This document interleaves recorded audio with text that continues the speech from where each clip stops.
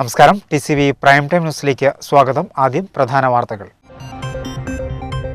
അവർ കഴിഞ്ഞ തെരഞ്ഞെടുപ്പുകളിലൊക്കെ തന്നെ നേടിക്കൊണ്ടിരുന്ന വോട്ടുകൾ കുത്തനെ LDFിലേക്ക് ഷിഫ്റ്റ് ചെയ്തു പോയ ഒരു കെമിസ്ട്രിയാണ് യഥാർത്ഥത്തിൽ കഴിഞ്ഞ തെരഞ്ഞെടുപ്പിൽ. താനൂരിൽ വി അബ്ദുറഹ്മാൻ വിജയിച്ചത് BJP വോട്ട് വാങ്ങിയിട്ടെന്ന് PP റൌഫ്. BJPയുമായി രഹസ്യധാരണ ഉണ്ടാക്കിയിരുന്നതായും UDF MLAമാർ കൊണ്ടുവന്ന പദ്ധതികളാണ് അബ്ദുറഹ്മാൻ നടപ്പാക്കിയതെന്നും റൌഫ്.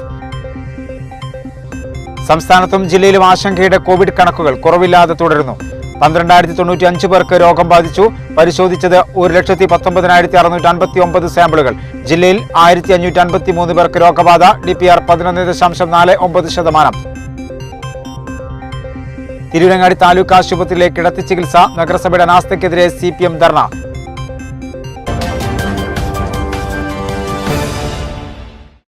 വിശദമായ വാർത്തകളിലേക്ക്. താനൂർ നിയോജക മണ്ഡലത്തിൽ ഇടത് സ്വതന്ത്രൻ വി അബ്ദുറഹ്മാൻ വിജയിക്കാൻ കാരണം BJPയുമായി ഉണ്ടാക്കിയ രഹസ്യബന്ധത്തിന്റെ ഫലമാണെന്ന് കഴിഞ്ഞ ദിവസം മുസ്ലിം ലീഗ് ചേർന്ന അഡ്വക്കേറ്റ് PP റൌഫ് ആരോപിച്ചു. താനൂരിൽ വിളിച്ചേർത്ത വാർത്താസമ്മേളനത്തിലാണ് അദ്ദേഹം ഇക്കാര്യം പറഞ്ഞത്. കഴിഞ്ഞ കാലത്തെ UDF MLAമാർ കൊണ്ടുവന്നതോ വിഭാവനം ചെയ്തതോ ആയ പദ്ധതികളല്ലാതെ കഴിഞ്ഞ 5 വർഷത്തിനിടെ താനൂരിൽ ഒന്നും ഉണ്ടായിട്ടില്ലെന്നും അദ്ദേഹം പറഞ്ഞു.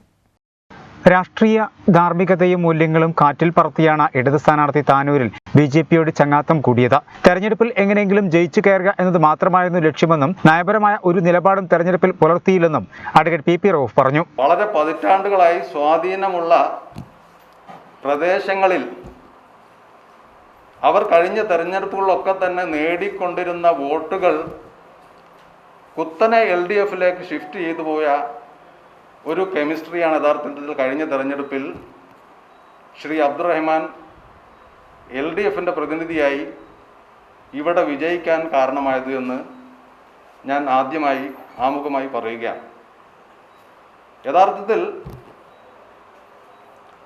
കഴിഞ്ഞ ഒരു 3-4 പതിറ്റാണ്ടുകളായി നേരത്തെ ജനസംഘം എന്ന രീതിയിലും 1980-ൽ ഭാരതീയ ജനതാ പാർട്ടി രൂപം കൊണ്ടതിന് ശേഷം BJPക്ക് വളരെ വർദ്ധിച്ച വോട്ട് കിട്ടുന്ന മേഖലകളൊക്കെ തന്നെ നിങ്ങൾ പരിശോധിച്ച് നോക്കിയാൽ കാണാൻ സാധിക്കും.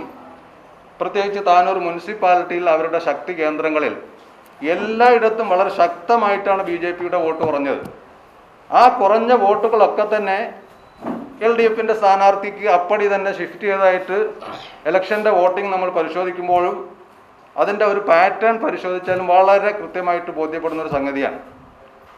അതുമാത്രമല്ല, താനൂർ കഴിഞ്ഞാൽ BJPക്ക് വളരെ വ്യക്തമായിട്ട് സ്വാധീനമുള്ള ഒഴൂരിൻ്റെ മേഖലകളിൽ, അതുപോലെ തന്നെ താണാനൂർ പഞ്ചായത്തിൽ കേരളാധീശ്വരപുരം മൂലക്കൽ മേഖലകളിലൊക്കെ തന്നെ BJPയുടെ വോട്ടുകൾ ഏറെക്കുറെ പകുതിയോളം LDFിൻ്റെ സ്ഥാനാർത്ഥിയിലേക്ക് പോകുന്ന ഒരു കെമിസ്ട്രിയാണ് യഥാർത്ഥത്തിൽ അദ്ദേഹത്തെ ഇവിടെ വിജയിപ്പിക്കാൻ തന്നെ കാരണമായിട്ടുള്ളത് എന്ന് ഇലക്ഷൻ്റെ റിസൾട്ട് പരിശോധിച്ചാൽ വളരെ വ്യക്തമായിട്ട് നമുക്ക് കാണാൻ സാധിക്കും. കഴിഞ്ഞ കാലത്തെ UDF MLAമാർ കൊണ്ടുവന്നതോ വിഭാവനം ചെയ്തതോ ആയ പദ്ധതികളല്ലാതെ കഴിഞ്ഞ 5 വർഷത്തിനിടെ താനൂരിൽ ഒന്നും ഉണ്ടായിട്ടില്ല. പൊതുവായി മറ്റു മണ്ഡലങ്ങളിൽ നടന്ന വികസനങ്ങൾ മാത്രമാണ് താനൂരിലും ഉണ്ടായിട്ടുള്ളത്. തൻ്റേതായി എടുത്തു പറയാൻ കഴിയുന്ന ഒരു പദ്ധതിയും കൊണ്ടുവരാൻ നിലവിലെ MLAക്ക് സാധിച്ചിട്ടില്ലെന്നും റൌഫ് പറഞ്ഞു. ബഹുമാന്യനായ ഇന്നത്തെ നമ്മുടെ മന്ത്രി അദ്ദേഹം കഴിഞ്ഞ തവണ MLA ആയിരുന്ന വേളയിൽ ഒട്ടനവധി വികസന കാര്യങ്ങൾ ഇവിടെ നടപ്പാക്കി എന്നാണ് യഥാർത്ഥത്തിൽ പറയുന്നത്. നമ്മളൊന്ന് മനസ്സിലാക്കേണ്ടത്, കഴിഞ്ഞ തെരഞ്ഞെടുപ്പിൽ 2016 തെരഞ്ഞെടുപ്പിൽ അദ്ദേഹത്തിൻ്റെ ഇലക്ഷൻ മാനിഫെസ്റ്റോ മണ്ഡലത്തെ സംബന്ധിച്ച് ഞാൻ ഇന്ന കാര്യങ്ങൾ ചെയ്യുമെന്ന് അസന്നിഗ്ധമായി പറഞ്ഞുകൊണ്ട് അദ്ദേഹം ഒരു മാനിഫെസ്റ്റോ നമ്മുടെ നാട്ടിൽ പ്രഖ്യാപിച്ചിരുന്നു. അതിൽ പറഞ്ഞ പ്രധാന കാര്യങ്ങളാണ് തീരദേശ ഹൈവേ. അത് തുടങ്ങി അവസാനിച്ചെടുത്ത് പറവണ്ണയിൽ തന്നെ നിൽക്കുകയാണ്. താനൂർ മണ്ഡലത്തിലേക്ക് കടന്ന ആ ഒരു ഭാഗം തൊട്ട് പൂരപ്പുഴ വരെ ഒന്നും ചെയ്തിട്ടില്ല. തീരദേശ ഹൈവേയെ സംബന്ധിച്ച് ഒരു കാര്യവും അദ്ദേഹത്തിന് ചെയ്യാൻ സാധിച്ചില്ല. പിന്നെ ഒരു ചെറിയ കാര്യമാണ് ഒട്ടുംപുറം പാലം. നിങ്ങൾക്കറിയാം, കഴിഞ്ഞ 2011-2016 കാലയളവിൽ അബ്ദുറഹ്മാൻ രണ്ടത്തണി ഇവിടുത്തെ MLA ആയിരിക്കുന്ന സമയത്താണ് ആ പാലത്തിൻ്റെ വർക്ക് പൂർത്തിയാക്കിയത്. 1 കിലോമീറ്റർ പോലുമില്ല, മനസ്സിലാക്കണം, 1 കിലോമീറ്റർ പോലുമില്ലാത്ത അപ്രോച്ച് റോഡിൻ്റെ വർക്ക് അദ്ദേഹത്തിന് വ്യക്തമായിട്ട് 5 വർഷം കിട്ടിയിട്ട് പോലും അദ്ദേഹം ഭരണകക്ഷിയുടെ MLA ആയിട്ട് പോലും ഒന്നും ചെയ്യാൻ സാധിച്ചില്ല. കനോലി കനാൽ നവീകരണം തുടങ്ങിയെടുത്ത് തന്നെ നിൽക്കുകയാണ്. അതുപോലെ തന്നെ നിങ്ങൾക്കറിയാം, എന്നെ പോലെ തന്നെ ഈ നാട്ടുകാരായ നിങ്ങളൊക്കെ തന്നെ സ്ഥിരമായിട്ട് സഞ്ചരിക്കുന്നതാണ് ഈ ബീച്ച് റോഡ്. ബീച്ചിനെയും ടൗണിനെയും ബന്ധിപ്പിക്കുന്ന കൂനൻ പാലം പൊളിച്ച് കളഞ്ഞുകൊണ്ട് 5 കോടിയുടെ ഒരു പുതിയ പാലം അദ്ദേഹം കൊണ്ടുവരുന്നു എന്നാ പറഞ്ഞത്. എവിടെയാ പാലം? ന്യൂനപക്ഷ സ്കോളർഷിപ്പ് വിഷയത്തിൽ കോടതിയെ വസ്തുതകൾ ബോധ്യപ്പെടുത്തുന്ന കാര്യത്തിൽ സർക്കാർ ദയനീയമായി പരാജയപ്പെട്ടതിനാലാണ് കോടതിയിൽ നിന്ന് പ്രതികൂല വിധി ഉണ്ടായത്. ന്യൂനപക്ഷങ്ങളെ സംരക്ഷിക്കുമെന്ന് പറയുന്ന CPM ഇത്തരം വിഷയങ്ങളിൽ തുടർന്ന മൗനം മുസ്ലിം ജനവിഭാഗത്തോട് കാണിക്കുന്ന കൊടിയ വഞ്ചനയാണെന്നും CPM പറയുന്നത് ഒന്നും പ്രവർത്തിക്കുന്നത് മറ്റൊന്നുമാണെന്നും അദ്ദേഹം പറഞ്ഞു.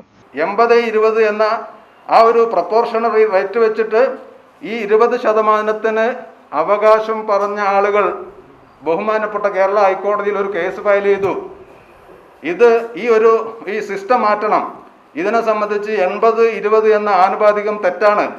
ഈ 2 കമ്മ്യൂണിറ്റീസിൻ്റെയും ആനുപാതികമായ രീതിയിൽ ഇതിനെ വിഭജിക്കണം, അതിനനുസരിച്ച് ആനുകൂല്യം കൊടുക്കണം എന്ന് പറഞ്ഞൊരു കേസ് വന്നപ്പോൾ വളരെ നിർഭാഗ്യകരമായ സ്റ്റാൻഡാണ് മൈനോറിറ്റീസിൻ്റെ നിലപാടിന് വേണ്ടി എന്നും നിലകൊള്ളുന്നു എന്ന് പറയുന്ന ഇടതുപക്ഷ ജനാധിപത്യ മുന്നണി എടുത്തത്. നിയോജക മണ്ഡലം general secretary MP Ashraf advocate PP റൌഫിനൊപ്പം ഉണ്ടായിരുന്നു. നിറമതുരിൽ CPM മുൻ ലോക്കൽ കമ്മിറ്റി അംഗവും പഞ്ചായത്ത് സ്റ്റാൻഡിംഗ് കമ്മിറ്റി ചെയർമാനുമായിരുന്ന അറുമുഖൻ കാളാട് CPIയിൽ ചേർന്നു. അറുമുഖന്റെ നേതൃത്വത്തിൽ വിവിധ പാർട്ടികളിൽ നിന്നും രാജിവെച്ച് CPIയിൽ ചേർന്നവർക്ക് സ്വീകരണം നൽകി.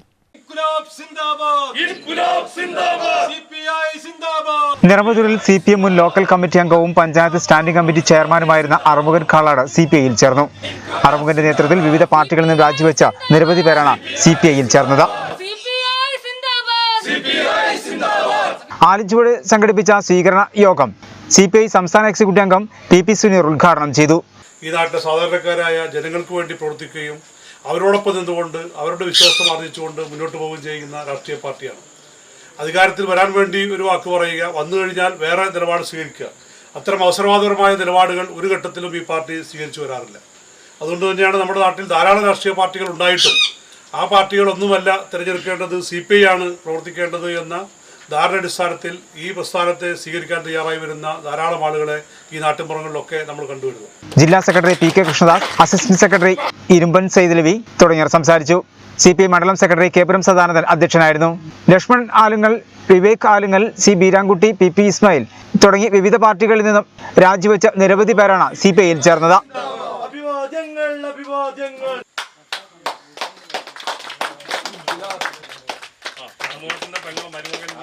ചടങ്ങിൽ PS ആദേവൻ സ്വാഗതവും അറുമുഖൻ കാളാട് നന്ദിയും പറഞ്ഞു. ഒരു പ്രാവശ്യം ഗ്രാമപഞ്ചായത്തിലേക്ക് മത്സരിക്കുകയും സ്റ്റാൻഡിംഗ് കമ്മിറ്റി ചെയർമാനാവുകയും 5 വർഷക്കാലം നല്ല രീതിയിൽ പ്രവർത്തിച്ചു ഒരാളുടെയും അഭിപ്രായ വ്യത്യാസമില്ലാതെ പ്രവർത്തിക്കാൻ സാധിച്ചു എന്നുള്ള ചാരിതാർത്ഥ്യത്തോടെയാണ് ഞാൻ ഈ കാര്യം സംസാരിക്കുന്നത്. ഇവിടെ ഇന്ന് പാർട്ടിയുടെ സംസ്ഥാന കമ്മിറ്റി തീരുമാനത്തെ പോലും വെല്ലുവിളിച്ച് 5ഉം 6ഉം പ്രാവശ്യം മത്സരിക്കുന്ന അവർക്കെതിരെയുള്ള ഒരു പ്രതിഷേധം കൂടിയാണ് ഞാൻ ഈ നേരിൻ്റെ പക്ഷമായ CPIയിലേക്ക് കടന്നു വരാനുണ്ടായ കാരണം. അതുകൊണ്ട് ഇനിയും ഈ നർമ്മദൂർ ലോക്കൽ കമ്മിറ്റിക്ക് കീഴിലുള്ള ഒരുപാട് പ്രവർത്തകരും നേതാക്കന്മാരും ഈ CPI എന്ന നേരിൻ്റെ പക്ഷമുള്ള പാർട്ടിയിലേക്ക് കടന്നു വരാൻ തൽപരരായിട്ട് നിൽക്കുന്നുണ്ട്. ചെറിയ ചെറിയ സാങ്കേതികമായിട്ടുള്ള പ്രയാസം കൊണ്ട് മാത്രമാണ് അവരിതിലേക്ക് കടന്നു വരാത്തത്. ഇവരെ സ്വാധീനിക്കാൻ വേണ്ടി, വരുന്നവരെ സ്വാധീനിക്കാൻ വേണ്ടി CPMൻ്റെ നേതൃത്വം ഇടപെട്ട് നടന്നുകൊണ്ടിരിക്കുന്നുണ്ട്. ഇതിനെല്ലാം അതിജീവിച്ചുകൊണ്ട് ഇനിയും ഒരുപാട് പ്രവർത്തകന്മാർ ഈ പാർട്ടിയിലേക്ക് കടന്നു വരും. ഈ പാർട്ടി നർമ്മദൂരിൽ ഒരു അജയ്യമായ പാർട്ടിയായി വളർത്തിയെടുക്കാൻ ഞാനും എൻ്റെ സഹപ്രവർത്തകരും ഒരുമിച്ചുണ്ടാകും. വൈദ്യുതി ഇല്ലാത്ത വീടുകളിൽ വെളിച്ചമെത്തിച്ച് KSEBയുടെ മാതൃകാ പ്രവർത്തനം. തിരൂരങ്ങാടി ഡിവിഷന്റെ കീഴിൽ വെന്നിയൂർ സെക്ഷന് കീഴിലുള്ള 2 കുടുംബങ്ങൾക്കാണ് ജീവനക്കാർ സഹായമൊരുക്കിയത്. ഓൺലൈൻ പഠന സൗകര്യമില്ലാത്ത വിദ്യാർത്ഥികൾക്ക് ടിവിയും മൊബൈൽ ഫോണും നൽകി. തിരൂരങ്ങാടി നഗരസഭയിലെയും തെന്നല ഗ്രാമപഞ്ചായത്തിലെയും ഓരോ കുടുംബങ്ങൾക്കാണ് KSEB ജീവനക്കാർ വീട് വയറിംഗ് നടത്തി വൈദ്യുതി ലഭ്യമാക്കിയത്. തിരൂരങ്ങാടി ഡിവിഷന്റെ കീഴിൽ വെന്നിയൂർ സെക്ഷന് കീഴിലുള്ള 2 കുടുംബങ്ങൾക്കാണ് ജീവനക്കാർ ഇത്തരത്തിൽ സഹായമൊരുക്കിയത്. വീടുകളിൽ വൈദ്യുതിയില്ലെന്ന വിവരം അറിഞ്ഞുടൻ എക്സിക്യൂട്ടീവ് എഞ്ചിനീയർ ഇക്കാര്യം ബന്ധപ്പെട്ട അസിസ്റ്റന്റ് എഞ്ചിനീയർ അറിയിക്കുകയായിരുന്നു. ഉടനടി സ്ഥലം സന്ദർശനം നടത്തിയ ഉദ്യോഗസ്ഥർ തടസ്സമായി നിന്നിരുന്ന കാര്യങ്ങളിൽ ബന്ധപ്പെട്ടവരുമായി സംസാരിച്ച് തീർപ്പാക്കി. ഒറ്റ ദിവസം കൊണ്ട് പോസ്റ്റ് മാറ്റിവെക്കലും വയറിംഗ് നടത്തലും ഉൾപ്പെടെ ചെയ്തു നൽകി. വൈകിട്ട് 4 മണിയോടെ തന്നെ വീട്ടിൽ വെളിച്ചമെത്തിച്ചു നൽകി. 10ാം ക്ലാസ്സിലും 5ാം ക്ലാസ്സിലും 1ാം ക്ലാസ്സിലുമായി പഠിക്കുന്ന കുട്ടികളുള്ള കുടുംബത്തിന് KSEB വെന്നിയൂർ സെക്ഷൻ വാങ്ങിച്ചു നൽകിയ TV executive engineer OP Velayudhan കൈമാറി.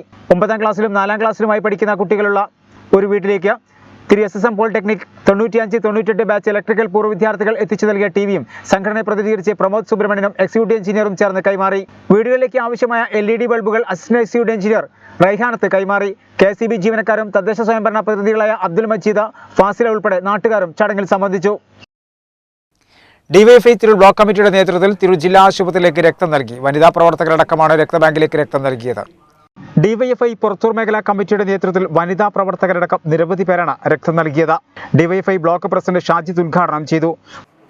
കോവിഡ് കാലത്ത് ഈ ആശുപത്രികളിൽ രക്തം കിട്ടാതെ ഒരു പ്രയാസം വന്ന സമയത്താണ് എല്ലാ ആശുപത്രികളിൽ നിന്നും ഡിവൈഎഫ്ഐയെ ബന്ധപ്പെടുന്നതും അതിൻ്റെ ഭാഗമായി ഡിവൈഎഫ്ഐ എല്ലാ ആഴ്ചകളിലും ആവശ്യമായ രക്തം ദാനം ചെയ്യുന്നതിന് വേണ്ടി തീരുമാനമെടുത്തിട്ടുണ്ട്.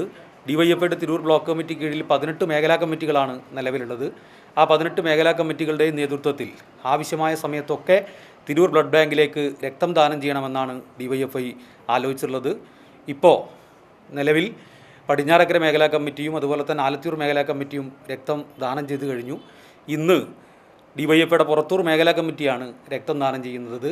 ഇതിൽ തന്നെ ഏറ്റവും കൂടുതൽ രക്തം ദാനം ചെയ്യാൻ സന്നദ്ധരായി എത്തിയിട്ടുള്ളത് ഡിവൈഎഫ്ഐയിലെ യുവതീ സഖാക്കളാണ് എന്നതും ശ്രദ്ധേയമാണ്. പുറത്തൂർ മേഖലാ secretary K P Ramesh, Vijith, Abida, K P Praseena തുടങ്ങിയവർ നേതൃത്വം നൽകി. ഒരു ഇടവേള.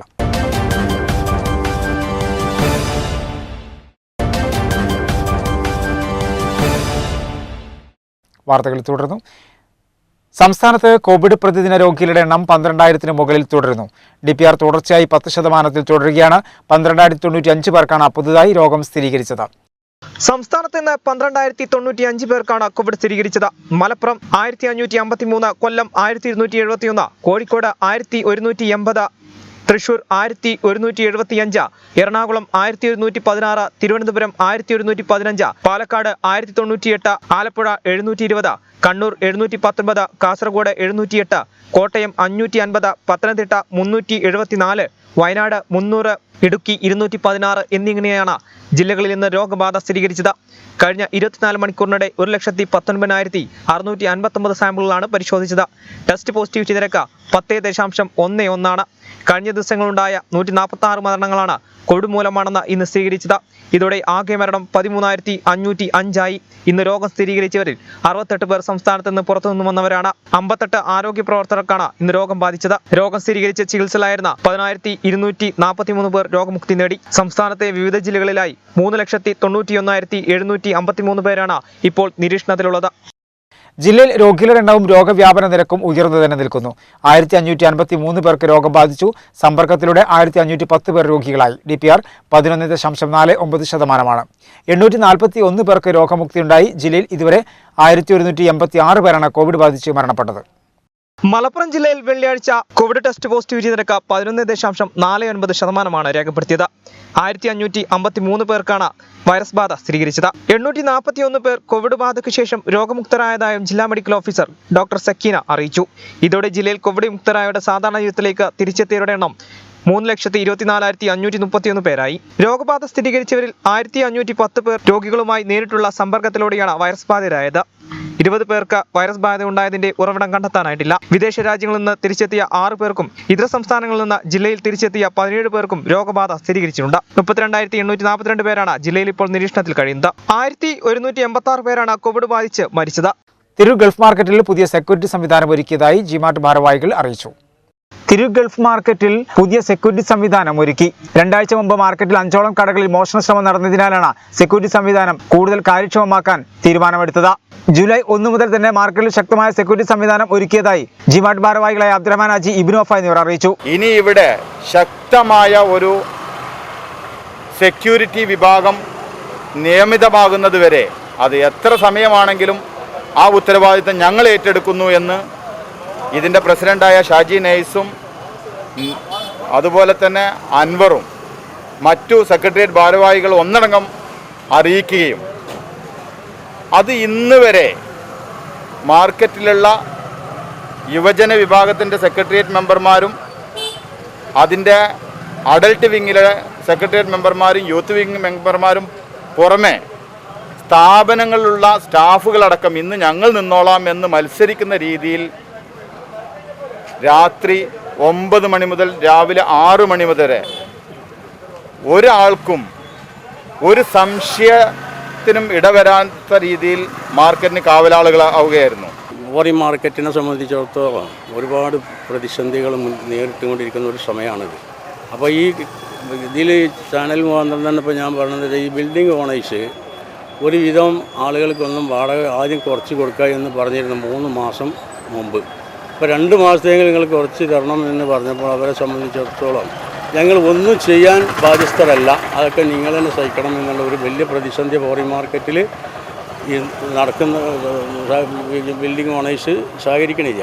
അപ്പോൾ അതിനെ ഞങ്ങളെ സംബന്ധിച്ചിടത്തോളം സംഘടന അതിന് വേണ്ട എല്ലാ സൗകര്യങ്ങളും ഞങ്ങൾ ചെയ്തു എന്ന് ജമീമാരുമായിട്ട് ഞങ്ങൾ പറഞ്ഞിട്ടുണ്ട്. അപ്പോൾ അതൊരു ഫൈനലാവും എന്ന് വിചാരിക്കാം. അടിയന്തരമായിട്ട് ഞങ്ങൾ യൂത്ത് വിങ് ജിമാറ്റ് അഡൽട്ട് വിങ്ങിൻ്റെ അനുമതിയോടുകൂടി ഒരു 10ഓളം ദിവസം ഇതിൻ്റെ ഈ ഒരു സെക്യൂരിറ്റി ഏറ്റെടുക്കേണ്ട ഒരു അവസ്ഥാവിശേഷം ഇവിടെ ഉണ്ടായി. എല്ലാ കച്ചവടക്കാരും വളരെയധികം ആവേശത്തോടു കൂടിയാണ് അത് ഏറ്റെടുത്തത്. അതുകൊണ്ട് ഓരോ കടകളിൽ നിന്നും സ്റ്റാഫുകളായിട്ടും നമ്മുടെ മുതലാളിമാരായിട്ടും വളരെ ആവേശത്തോടു കൂടി എല്ലാ ദിവസവും 9 മണി മുതൽ രാവിലെ 5-6 മണി വരെ സജീവമായിട്ട് രംഗത്തുണ്ടാവുകയും മാർക്കറ്റിൻ്റെ ഓരോ മുക്കും മൂലയിലും സഞ്ചരിച്ചുകൊണ്ട് അതിൻ്റെ വസ്തുതകൾ പരിശോധിച്ച് കച്ചവടക്കാരെ ബോധവൽക്കരണം ചെയ്യുകയും ചെയ്തു. അതോടൊപ്പം നമ്മുടെ അഡൽട്ട് വിങ്ങിൻ്റെ ആളുകളും 10-12 മണി വരെ നമ്മോടൊപ്പം ഉണ്ടായിരുന്നു. വളരെ നല്ലൊരു എക്സ്പീരിയൻസ് ആയിരുന്നു അത്. അതോടൊപ്പം തന്നെ നല്ല കരുത്തുറ്റൊരു സെക്യൂരിറ്റി വിങ്ങിനെ ഞങ്ങൾക്കിപ്പോൾ ഇവിടെ സംവിധാനിപ്പിക്കാൻ കഴിഞ്ഞിട്ടുണ്ട്. ലയൺസ് ക്ലബ്ബ് ഇന്റർനാഷണലിന്റെ നക്ഷത്രവനം പദ്ധതി തിരുവങ്ങാടിയിലും കൂരിയാട് ജംസ് പബ്ലിക് സ്കൂൾ ക്യാമ്പസിലും നക്ഷത്രവനം നിർമ്മിച്ചു. പരിസ്ഥിതി സംരക്ഷണ പദ്ധതിയുടെ ഭാഗമായാണ് നക്ഷത്രവനം പദ്ധതി. ലയൺസ് ഡിസ്ട്രിക്ട് സെക്രട്ടറി അനിൽകുമാർ ഉദ്ഘാടനം ചെയ്തു. സാമൂഹിക വനവൽക്കരണമെന്ന ലക്ഷ്യത്തോടെ 30 നക്ഷത്രവൃക്ഷ തൈകൾ നട്ടുപിടിപ്പിച്ചുകൊണ്ടാണ് ലയൺസ് ഡിസ്ട്രിക്ട് സെക്രട്ടറി അനിൽകുമാർ നക്ഷത്ര വനവൽക്കരണ പദ്ധതി ഉദ്ഘാടനം ചെയ്തത്. Lions club of Thiruvangadi president Abdul Aman അധ്യക്ഷത വഹിച്ചു. നക്ഷത്രവനം എന്നൊരു പ്രോഗ്രാമാണ് ആദ്യമായി ഏറ്റെടുത്തിട്ടുള്ളത്. അത് 318 ഇത്രയും ഗംഭീരമായി നടത്തിയ ഒരു ക്ലബ്ബും ഉണ്ടാവില്ല എന്നുള്ളതിൽ യാതൊരു സംശയവും. അതിനാദ്യമായി അമറിനെയും നിങ്ങളെ ഓരോരുത്തരെയും, അമറിന്റെ പേര് അറിയാവുന്നതുകൊണ്ട് ആദ്യം അത് പറഞ്ഞത് മാത്രം, നിങ്ങൾ ഓരോരുത്തരെയും പ്രത്യേകം അഭിനന്ദിക്കുകയാണ്. ചടങ്ങിൽ ലയൺസ് ക്ലബ്ബ് ഭാരവാഹികളായ doctor Shri Biju, KT Shaju, doctor Abdurahiman, MT Muhammad, Siddique Panakkal, Siddique MP തുടങ്ങിയവർ പങ്കെടുത്തു. ഹോട്ടലുകളിൽ 50% സീറ്റുകളിൽ ഇരുന്ന് കഴിക്കാനുള്ള അനുമതി നൽകുക തുടങ്ങിയ വിവിധ ആവശ്യങ്ങൾ ഉയർത്തി Kerala hotel and restaurant association മന്ത്രി വി അബ്ദുറഹ്മാന് നിവേദനം നൽകി. ഹോട്ടലുകളുടെ പ്രവൃത്തി സമയം രാത്രി 9:30 വരെയാക്കുക, ഉപയോഗിച്ച വൈദ്യുതിക്ക് മാത്രം ബിൽ നൽകുക, ലോക്ക്ഡൌൺ കാലത്ത് കെട്ടിട നികുതി ഒഴിവാക്കുക, ബാങ്ക് വായ്പകൾക്ക് മൊറട്ടോറിയം പ്രഖ്യാപിക്കുക, ടൂറിസം മേഖലയ്ക്ക് പ്രഖ്യാപിച്ച ആനുകൂല്യങ്ങൾ ചെറുകിട ഹോട്ടലുകൾക്കും നൽകുക, മലിനീകരണ നിയന്ത്രണ ബോർഡ് ലൈസൻസ് ഫീ കുറയ്ക്കുക എന്നീ ആവശ്യങ്ങൾ ഉന്നയിച്ചാണ് Kerala hotel and restaurant association മന്ത്രി വി അബ്ദുറഹ്മാന് നിവേദനം നൽകിയത്.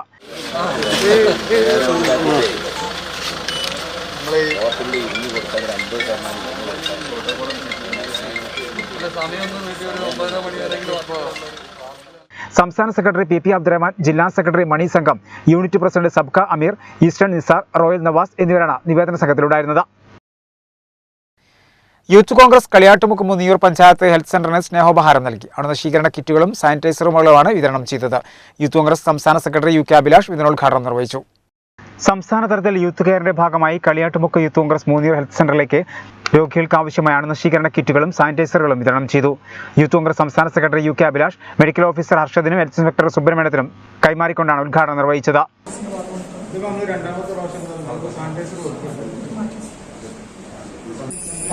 യൂത്ത് കോൺഗ്രസിന്റെ ഏറ്റവും വലിയ സന്നദ്ധ പ്രവർത്തനത്തിന്റെ ഭാഗമായി ഇന്നിവിടെ സാമൂഹ്യ ആരോഗ്യ കേന്ദ്രത്തിൽ ഹാൻഡ് വാഷും അതുപോലെ സാനിറ്റൈസർ അടക്കമുള്ള ഇവിടുത്തെ സാധാരണക്കാരായിട്ടുള്ള രോഗികൾക്ക് ആവശ്യമുള്ള സാധനങ്ങൾ ഇപ്പോൾ വിതരണം ചെയ്യുകയുണ്ടായി.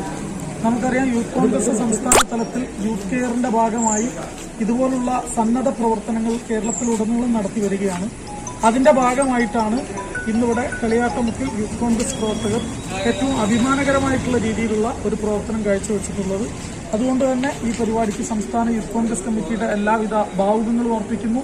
ഇനിയും ഇതുപോലുള്ള പരിപാടികൾ ഭാവിയിൽ ഇവിടുത്തെ യൂത്ത് കോൺഗ്രസ് നടത്തുമെന്ന് ഉറപ്പു നൽകിയിട്ടുണ്ട്. ആ പരിപാടികൾക്കെല്ലാം തന്നെ യൂത്ത് കോൺഗ്രസിന്റെ സംസ്ഥാന കമ്മിറ്റിയുടെ എല്ലാവിധ പിന്തുണയും അഭിവാദ്യങ്ങളും അർപ്പിച്ചുകൊണ്ട് നിർത്തുന്നു. കൊറോണ മഹാമാരി കാലത്ത് യൂത്ത് കോൺഗ്രസ് കളിയാട്ടുമുക്ക് യൂണിറ്റ് നടത്തിയ പ്രവർത്തനങ്ങൾ മുന്നിയൂർ പഞ്ചായത്തിൽ തന്നെ മറ്റുള്ളവർക്ക് മാതൃകാപരമാണെന്ന് അദ്ദേഹം പറഞ്ഞു. ചടങ്ങിൽ ഷഫീഖ് പത്തൂർ, മുന്നിയൂർ മണ്ഡലം president K Moideenkutty, Peruvallur block Congress സെക്രട്ടറിമാരായ PP കലീൽ, CK ഹരിദാസൻ, മണ്ഡലം നേതാക്കളായ NM റഫീഖ്, ചാനത്ത് അബ്ദു, ഖാദർകുട്ടി, മുഹമ്മദ് കുട്ടി, കുഞ്ഞു മുഹമ്മദ്, യൂത്ത് കോൺഗ്രസ് നേതാക്കളായ NP നൌഷാദ്, സിദ്ദീഖ്, ഫാസിൽ, സുഹൈൽ, ഷഫീഖ് പത്തൂർ തുടങ്ങിയവർ സംസാരിച്ചു. ഒരു ഇടവേള.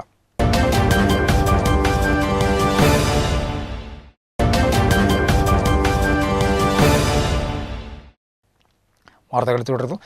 തിരുരങ്ങാടി താലൂക്ക് ആശുപത്രിയിൽ കിടത്തി ചികിത്സ ആരംഭിക്കാത്തതിനെതിരെ CPM ധർണ നടത്തി. കോവിഡ് ഇതര കിടത്തി ചികിത്സ ആരംഭിക്കാത്തത് നഗരസഭ കടുത്ത അനാസ്ഥയാണ് കാണിക്കുന്നതെന്നും CPM ആരോപിച്ചു. നഗരസഭാ ഓഫീസിന് മുന്നിൽ CPM തിരുരങ്ങാടി ലോക്കൽ കമ്മിറ്റിയാണ് ധർണ സംഘടിപ്പിച്ചത്. തിരൂരങ്ങാടി താലൂക്ക് ആശുപത്രിയിൽ കോവിഡ് ഇതര കിടത്തി ചികിത്സ പുനരാരംഭിക്കാത്ത നടപടിയിൽ പ്രതിഷേധിച്ചാണ് തിരൂരങ്ങാടി നഗരസഭാ ഓഫീസിന് മുന്നിൽ CPM തിരുരങ്ങാടി ലോക്കൽ കമ്മിറ്റിയുടെ ആഭിമുഖ്യത്തിൽ പ്രതിഷേധ ധർണ സംഘടിപ്പിച്ചത്. കിടത്തി ചികിത്സ പുനരാരംഭിക്കുന്നതിൽ കടുത്ത അനാസ്ഥയാണ് നഗരസഭ കാണിക്കുന്നതെന്ന് CPM ആരോപിച്ചു. ആശുപത്രിയിൽ അതിനുള്ള സൗകര്യങ്ങൾ HMC-യുമായി ചേർന്ന് ഒരുക്കുന്നതിൽ നിന്നും പിന്തിരിയുകയാണ്. DMO തന്നെ കിടത്തി ചികിത്സ പുനരാരംഭിക്കണമെന്ന് വ്യക്തമാക്കിയിട്ടും നടപടിയെടുക്കാത്ത നഗരസഭയുടെ നീക്കം ജനങ്ങളോടുള്ള വെല്ലുവിളിയാണെന്ന് CPM ആരോപിച്ചു. CPM Tirur local committee secretary advocate C. Ibrahimkutty ഉദ്ഘാടനം ചെയ്തു. കോവിഡ് ഇതര രോഗികളെ ചികിത്സിക്കാൻ പറ്റാത്ത രൂപത്തിലേക്ക് അവിടെ ചില സംവിധാനങ്ങൾ അവരൊരുക്കുകയാണ്. എന്നാൽ അത് ഇവിടെ കോവിഡ് ഇതര രോഗികളെ ചികിത്സിപ്പിക്കരുതെന്ന് കേരള ഗവൺമെൻറ്റോ ആരോഗ്യവകുപ്പോ യാതൊരു നിർദ്ദേശവും നമ്മുടെ തിരൂരങ്ങാടിയിലെ ഗവൺമെൻറ്റിൻ്റെ സൂപ്രണ്ടിനെ ഒരു നിർദ്ദേശം കൊടുത്തിട്ടില്ല. പക്ഷേ നമുക്കറിയാം, കോവിഡിൻ്റെ വർധന വന്ന സമയത്ത് ഇത് ഇൻഫെക്ഷൻ മറ്റുള്ള ആളുകൾക്ക് വരാതിരിക്കുന്നതിന് വേണ്ടി അവിടെ എന്ത് ചെയ്തിട്ടുണ്ട്, ആ കോമ്പൗണ്ടിൽ അതിൻ്റെ എൻട്രൻസ് രണ്ടാക്കിയിട്ടുണ്ട്.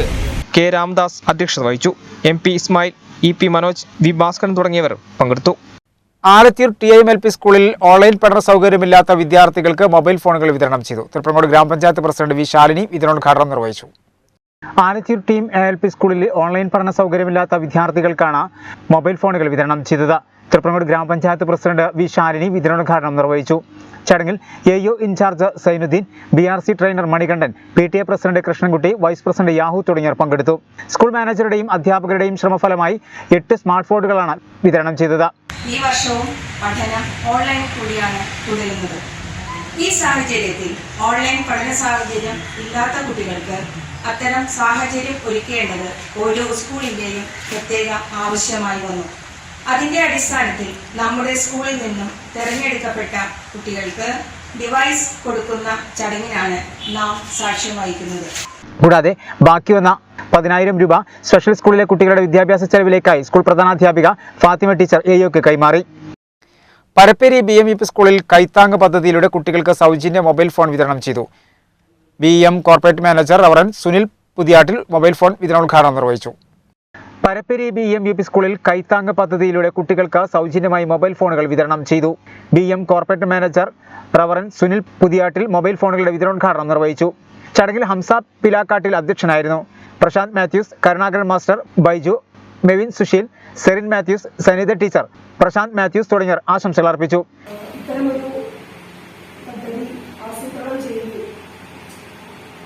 അതിലൂടെ നമ്മുടെ വിദ്യാലയത്തിലെ സാമ്പത്തികമായി പിന്നോക്കം നിൽക്കുന്ന കുട്ടികൾക്ക് ഈ സാഹചര്യത്തിൽ ആവശ്യമായ പഠനത്തിന് ആവശ്യമായ കൈത്താങ് നൽകുവാൻ OSAക്ക് സാധിച്ചു. ഈ കുറച്ച് കാലയളവിൽ ഉള്ളിൽ തന്നെ OSAയുടെ പ്രവർത്തനം വളരെ നന്നായിരുന്നു. അത് നമ്മുടെ വിദ്യാലയത്തിന്റെ ഭൗതിക സാഹചര്യങ്ങൾ മെച്ചപ്പെടുത്തുന്നതിനും മറ്റു കാര്യങ്ങളിലും നല്ല രീതിയിൽ പ്രവർത്തിച്ചു വരുന്നു. അപ്പോൾ പഠിക്കാൻ ഉള്ള സാഹചര്യങ്ങൾ ഇല്ലാത്ത ഒരു കുട്ടി പോലും ഉണ്ടാകരുത്. അത് ഫോണിന്റെ കാര്യത്തിലായാലും ടിവിയുടെ കാര്യത്തിലായാലും നെറ്റ് റീചാർജിങ്ങിന്റെ കാര്യത്തിലായാലും അവിടെയാണ് നമ്മുടെ മാതൃകയായിട്ട് നമ്മൾ വന്നിട്ടുള്ളത്. അതുകൊണ്ട് ആ ഒരു കാര്യം ഏറ്റവും സന്തോഷം നിറഞ്ഞതാണ്. ചിട്ടയായ ഈ ഒരു പ്രവർത്തനം ഇതൊരു കെട്ടുറപ്പാണ്. ഇവിടെ ജാതിയോ മതമോ വിശ്വാസങ്ങളോ അന്ന് ഞാൻ പറഞ്ഞതുപോലെ തന്നെ അതിനപ്പുറത്തേക്ക് രാഷ്ട്രീയ കൊടികളുടെ കളറുകളൊന്നും നമുക്ക് വിഷയമല്ല. നമുക്ക് എന്താണ് സൗഹൃദങ്ങളും ബന്ധങ്ങളും മതത്തെക്കാൾ അപ്പുറത്തേക്ക് നിലനിർത്തുന്ന വലിയ വലിയ സുഹൃത്ത് വലയങ്ങളും അതൊക്കെയാണ്. കാരണം നമ്മൾ പറയുന്ന മാത്രമേ. ഞാൻ ഏറ്റവും കൂടുതൽ സന്തോഷിക്കുന്നത്, ഞാൻ അത്ര ആക്റ്റീവല്ല നമ്മുടെ ഗ്രൂപ്പിൽ, അല്ലേ, അത്ര ആക്റ്റീവല്ല. പക്ഷെ ഞാൻ കാണുന്ന കേൾക്കുന്ന ഒരു മനുഷ്യനാണ്, വായിക്കുന്ന ഒരു മനുഷ്യനാണ്. ജനാധിപത്യത്തിന്റെ സൗന്ദര്യം എന്നുള്ളത് അഭിപ്രായ സ്വാതന്ത്ര്യമാണ്. സ്കൂൾ പൂർവ്വ വിദ്യാർത്ഥികളുടെ ശ്രമഫലമായി 6 സ്മാർട്ട് ഫോണുകളും അതിനാവശ്യമായ 1 വർഷത്തേക്കുള്ള റീചാർജ് കൂപ്പണും സ്കൂൾ കുട്ടികൾക്ക് വിതരണം ചെയ്തു. Theyyalingal Seethi Sahib memorial higher secondary സ്കൂളിൽ വനമഹോത്സവം സമുചിതമായി ആഘോഷിച്ചു. SBI Kodinhi branch manager Kodapath Sreevasalu വൃക്ഷത്തൈകൾ സമ്മാനിച്ചുകൊണ്ട് ഒരാഴ്ചക്കാലം നീണ്ടു നിൽക്കുന്ന വനമഹോത്സവം ഉദ്ഘാടനം ചെയ്തു. കേരളം വനം വന്യജീവി വകുപ്പ് സോഷ്യൽ ഫോറസ്ട്രി മലപ്പുറം ഡിവിഷന്റെ ആഭിമുഖ്യത്തിൽ വനമഹോത്സവം ആരംഭിച്ചു. ജില്ലാതല ഉദ്ഘാടനം ചിട്ടിയാങ്കിണർ ഗവൺമെന്റ് വൊക്കേഷണൽ ഹയർ സെക്കൻഡറി സ്കൂളിൽ പെരുമണ്ണ ക്ലാരി ഗ്രാമപഞ്ചായത്ത് പ്രസിഡന്റ് ലിബാസ് മൊയ്തീൻ നിർവഹിച്ചു.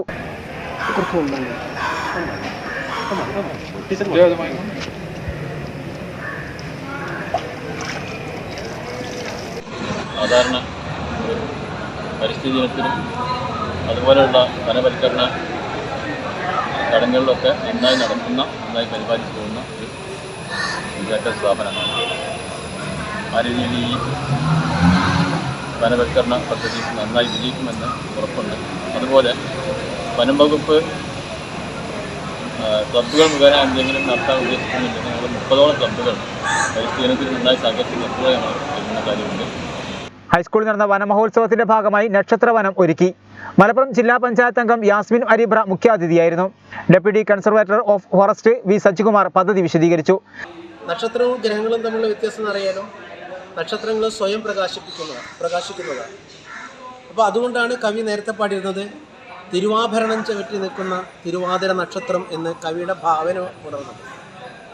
അത് തിരുവാതിര നക്ഷത്രമാണ്. അപ്പോൾ നമ്മൾ മനുഷ്യൻ എന്താ വെച്ചാൽ ഓരോ നക്ഷത്രങ്ങളും ഏത് കുട്ടി ഏത് നക്ഷത്രത്തിൻ്റെ കൂടെയാണ് ജനിക്കുന്നത് ആ കുട്ടിക്ക് നമ്മൾ എന്ത് ചെയ്യുന്നു, ഒരു മരവും കൊടുക്കുന്നുണ്ട്, അതുപോലെ തന്നെ ഒരു മൃഗവും കൊടുക്കുന്നുണ്ട്. അശ്വതി നക്ഷത്രത്തിന് മരം എന്ന് പറഞ്ഞാൽ കാഞ്ഞിരമാണ്, അതിൻ്റെ മൃഗം എന്ന് പറഞ്ഞാൽ കുതിരയാണ്.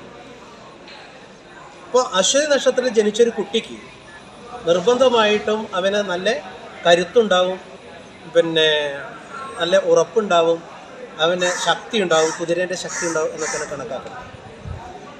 താനൂർ ബ്ലോക്ക് പഞ്ചായത്ത് വികസന സ്ഥിരം സമിതി chairperson Pothuvath Fathima, PTA president Shamsuddin, principal Sunitha, head mistress in charge Mubashira, forestry club convener Asaina Redrikkot, staff secretary Raseena M, Rakesh, Irshad തുടങ്ങിയവർ സംബന്ധിച്ചു. Range forest officer KP Abdul Samad സ്വാഗതവും deputy range forest officer Divakaran Unni നന്ദിയും പറഞ്ഞു. ഒരു ഇടവേള കൂടി.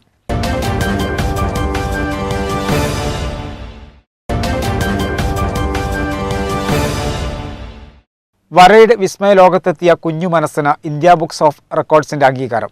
തിരുവനന്തപുരം കാട്ടാക്കട സ്വദേശിയും തിരുഫാത്തിയമത LP സ്കൂൾ 4ാം ക്ലാസ് വിദ്യാർത്ഥിയുമായ SN ദക്ഷിണയ്ക്കാണ് ചിത്രരചനയിൽ രാജ്യത്തെ മികച്ച അംഗീകാരം ലഭിച്ചത്.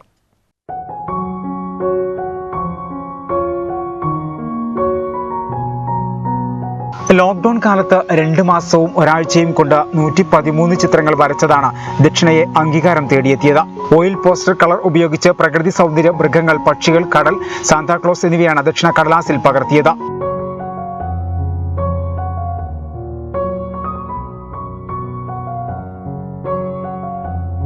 മനസ്സിൽ തോന്നുന്ന ആശയങ്ങളും ദൃശ്യങ്ങളും ക്യാൻവാസിലേക്ക് പകർത്തുകയാണ് രീതി. Water colour, oil pastels, pencil എന്നിവ ഉപയോഗിച്ചാണ് വരയ്ക്കുന്നത്. ചുരുങ്ങിയ കാലയളവിൽ ഓയിൽ പാസ്റ്റൽസ് ഉപയോഗിച്ച് പരമാവധി ചിത്രങ്ങൾ വരച്ചെന്ന ബഹുമതി നേടിയാണ് ഇന്ത്യ ബുക്ക് ഓഫ് റെക്കോർഡ്സിൽ ഇടം നേടിയത്. ഈ ലോക്ക്ഡൗൺ കാലത്തും കുറേയേറെ ചിത്രങ്ങൾ വരച്ചു. അപ്പോഴാണ് ഞാൻ പത്രത്തിൽ നിന്ന് ഏതോ ഒരു ചേച്ചിക്ക് ഇതേപോലെ ഇന്ത്യ ബുക്ക് ഓഫ് റെക്കോർഡ്സ് കണ്ടു.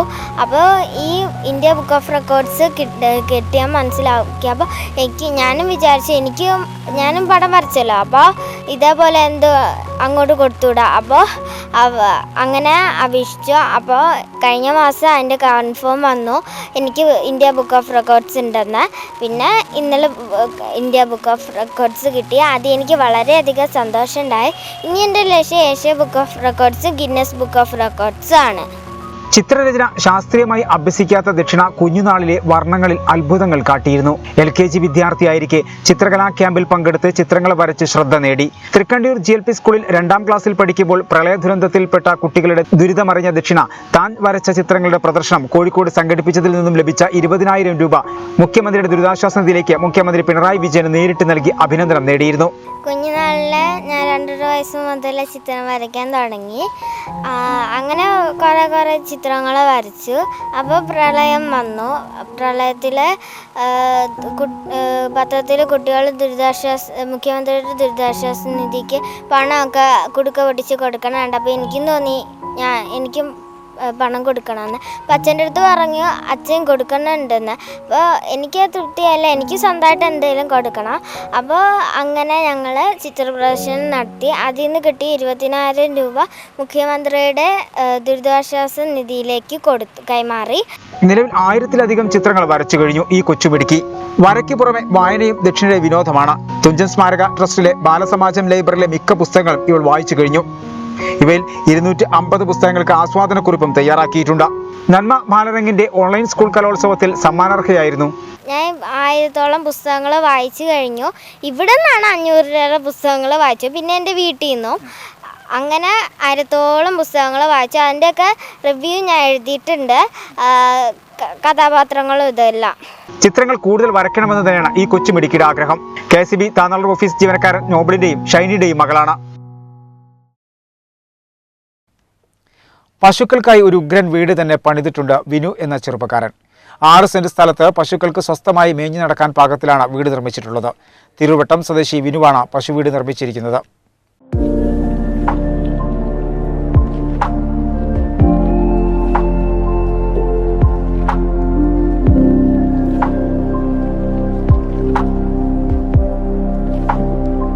സെന്റ് സ്ഥലം, പശുക്കൾക്ക് ഇഷ്ടം പോലെ മേഞ്ഞു നടക്കുകയും വിഹരിക്കുകയും ചെയ്യാം. കഴുത്തിൽ കയറുമില്ല, കെട്ടിയിടുകയുമില്ല. തിരൂർ വെട്ടം സ്വദേശി വിനുവാണ് 6 സെന്റ് സ്ഥലത്ത് പശുക്കൾക്ക് ഇഷ്ടം പോലെ വിഹരിച്ചു നടക്കാൻ പാകത്തിൽ പശുവീട് നിർമ്മിച്ചിരിക്കുന്നത്. പശുക്കൾ സ്വസ്ഥമായി മേഞ്ഞു നടക്കണമെന്നാണ് മൃഗസ്നേഹിയായ വിനുവിന്റെ പക്ഷം. അതിനായാണ് ഇത്രയും വിശാലമായ പ്രദേശത്ത് മുളയും കവുങ്ങും ഉപയോഗിച്ച് വീട് നിർമ്മിച്ചിരിക്കുന്നത്. പരമ്പരാഗത രീതിയിൽ പശുക്കൾക്ക് സ്വയം മേഞ്ഞു നടന്ന് സ്വസ്ഥമായി ജീവിക്കാൻ തരത്തിലാണ് വിനു പശുവീട് ഒരുക്കിയിരിക്കുന്നത്. വിവിധ ദേശങ്ങളിലെ പശുക്കൾ ഈ വീട്ടിൽ അതിഥികളായുണ്ട്. ഏഷ്യയിലെ തന്നെ ഏറ്റവും ഉയരം കുറഞ്ഞ പുങ്കാനൂർ പശുവാണ് ഇതിലെ ഏറ്റവും ആകർഷണം. കഴുത്തിൽ കുരുക്കില്ലാതെ എവിടെയും കെട്ടിയിടപ്പെടാതെ കാലികൾക്ക് യഥേഷ്ടം മേഞ്ഞു നടക്കാം. ആ സ്വാതന്ത്ര്യമാണ് വിനുവിന്റെ പശുവീടിന്റെ പ്രത്യേകത.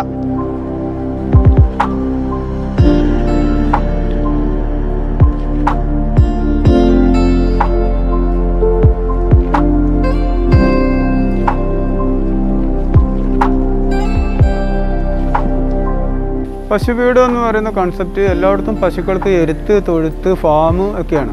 എനിക്ക് അതിനോട് യോജിപ്പില്ല. പശുക്കളെന്ന് പറഞ്ഞാൽ യഥേഷ്ടം അവർ അലഞ്ഞു തിരിഞ്ഞ് നടന്ന് പ്രകൃതിയാൽ ജീവിക്കേണ്ട ജീവികളാണ്.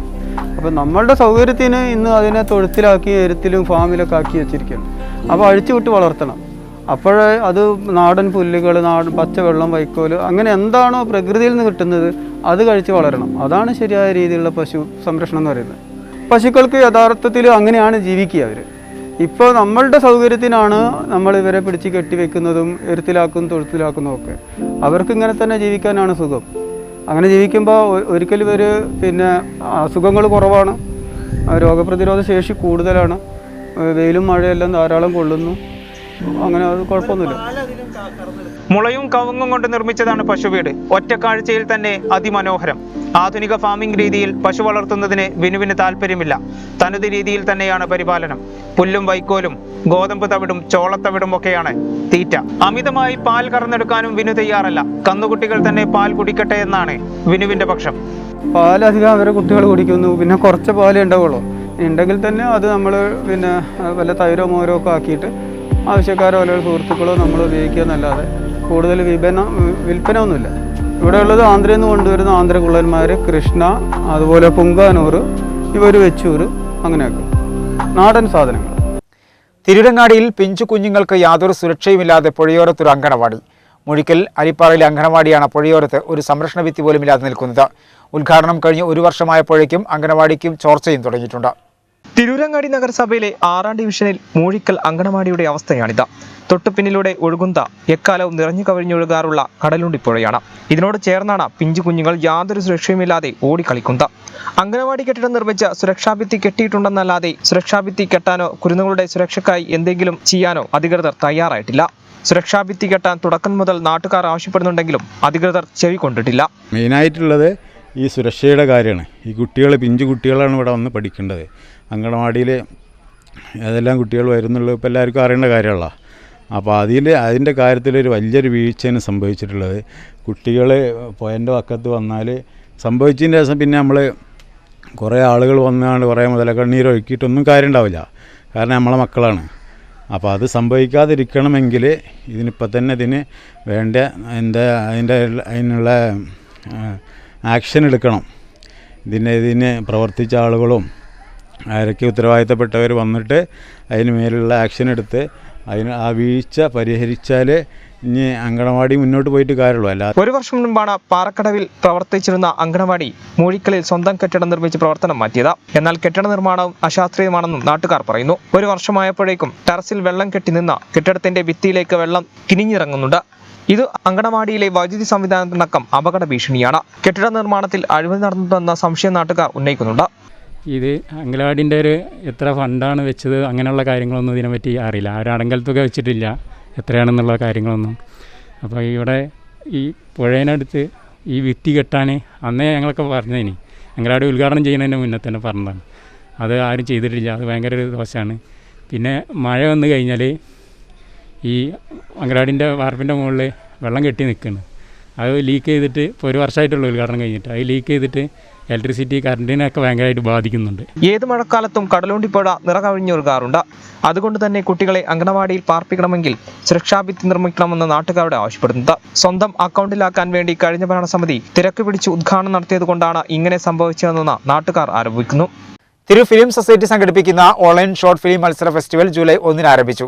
ജൂലൈ 6 വരെ നീണ്ടുനിൽക്കുന്ന ഫെസ്റ്റിവൽ ചലച്ചിത്ര സംവിധായകൻ പ്രിയനന്ദനൻ ഉദ്ഘാടനം ചെയ്തു. തിരൂർ ഫിലിം സൊസൈറ്റി സംഘടിപ്പിക്കുന്ന ഓൺലൈൻ ഷോർട്ട് ഫിലിം മത്സര ഫെസ്റ്റിവൽ ജൂലൈ 1 ആരംഭിച്ചു. ജൂലൈ 6 വരെ നീണ്ടുനിൽക്കുന്ന ഫെസ്റ്റിവൽ ചലച്ചിത്ര സംവിധായകൻ പ്രിയനന്ദൻ ഉദ്ഘാടനം ചെയ്തു. തിരൂർ ഫിലിം സൊസൈറ്റി സംഘടിപ്പിക്കുന്ന ഹ്രസ്വ ചലച്ചിത്രമേളയ്ക്ക് എൻ്റെ എല്ലാവിധ ആശംസകളും. വലിയ കാര്യങ്ങളെ ചെറുതായി പറയുക എന്നുള്ളതാണ് ഷോർട്ട് ഫിലിമിൻ്റെ ഏറ്റവും വലിയ പ്രത്യേകത എന്ന് പറയുന്നു. അതുപോലെ തന്നെ കമ്പോളത്തിൻ്റെ യാതൊരു തല കാര്യങ്ങളെയും നോക്കാതെ സത്യത്തെ പ്രകാശിപ്പിക്കുക എന്നതുകൂടെ ഷോർട്ട് ഫിലിമിൻ്റെ വലിയ സാധ്യതയാണ്. ആ സാധ്യതയൊക്കെയാണ് പുതുതലമുറയും അതുപോലെ തന്നെ സിനിമയെ അന്വേഷിക്കുകയും കാഴ്ചയെ അന്വേഷിക്കുകയും നേരിനെ അന്വേഷിക്കുകയും ചെയ്യുന്നവരുടെ ഏറ്റവും വലിയ കടന്നുവരവ്. കവിയും ഗാനരചയിതാവുമായ റഫീഖ് അഹമ്മദ്, ജയരാജ് വാര്യർ, ഏഷ്യാനെറ്റ് മുൻഷി ഹരീന്ദ്രൻ തുടങ്ങിയവർ ആശംസകൾ നേർന്നു. നമസ്കാരം, ഞാൻ നിങ്ങളുടെ മുൻഷി ഹരീന്ദ്രൻ. തിരൂർ ഫിലിം സൊസൈറ്റി സംഘടിപ്പിക്കുന്ന ഓൺലൈൻ ഷോർട്ട് ഫിലിം ഫെസ്റ്റിവലിന് അതിൽ പങ്കെടുക്കുന്ന എല്ലാ കലാകാരന്മാർക്കും എൻ്റെ സഹപ്രവർത്തകർക്കും മൊട്ട സിനിമ റേഡിയോ ക്ലബിൻ്റെയും മൊട്ട ന്യൂസിൻ്റെയും എൻ്റെയും ഹൃദയം നിറഞ്ഞ ആശംസകളും അഭിനന്ദനങ്ങളും അറിയിക്കുന്നു. Film society president R Suresh Kumar, Ramesh Sreedhar, Babu Malol തുടങ്ങിയവർ സംസാരിച്ചു. എല്ലാ ആശംസകളും നേരുന്നു. ചലച്ചിത്ര പ്രേമികൾക്ക്, സിനിമയെ ഇഷ്ടപ്പെടുന്ന സംഘാടക സുഹൃത്തുക്കൾക്കും, സിനിമയെ സ്നേഹിക്കുന്ന പ്രേക്ഷകർക്കും, സിനിമ നിർമ്മിക്കുന്നവർക്കും ഹൃദയം നിറഞ്ഞ ആശംസകൾ. All the very best. പ്രധാന വാർത്തകൾ ഒരിക്കൽ കൂടി. അവർ കഴിഞ്ഞ തെരഞ്ഞെടുപ്പുകളിലൊക്കെ തന്നെ നേടിക്കൊണ്ടിരുന്ന വോട്ടുകൾ കുത്തനെ LDFിലേക്ക് ഷിഫ്റ്റ് ചെയ്തു പോയ ഒരു കെമിസ്ട്രിയാണ് യഥാർത്ഥത്തിൽ കഴിഞ്ഞ തെരഞ്ഞെടുപ്പിൽ. താനൂരിൽ വി അബ്ദുറഹ്മാൻ വിജയിച്ചത് BJP വോട്ട് വാങ്ങിയിട്ടെന്ന് PP റൌഫ്. BJPയുമായി രഹസ്യധാരണ ഉണ്ടാക്കിയിരുന്നതായും UDF MLAമാർ കൊണ്ടുവന്ന പദ്ധതികളാണ് അബ്ദുറഹ്മാൻ നടപ്പാക്കിയതെന്നും റൌഫ്. സംസ്ഥാനത്തും ജില്ലയിലും ആശങ്കയുടെ കോവിഡ് കണക്കുകൾ കുറവില്ലാതെ തുടരുന്നു. 12,095 പേർക്ക് രോഗം ബാധിച്ചു. പരിശോധിച്ചത് 1,19,659 സാമ്പിളുകൾ. ജില്ലയിൽ 1,553 പേർക്ക് രോഗബാധ. DPR 11.49%. തിരൂരങ്ങാടി താലൂക്ക് ആശുപത്രിയിലെ കിടത്തി ചികിത്സ. നഗരസഭയുടെ അനാസ്ഥയ്ക്കെതിരെ CPM ധർണ.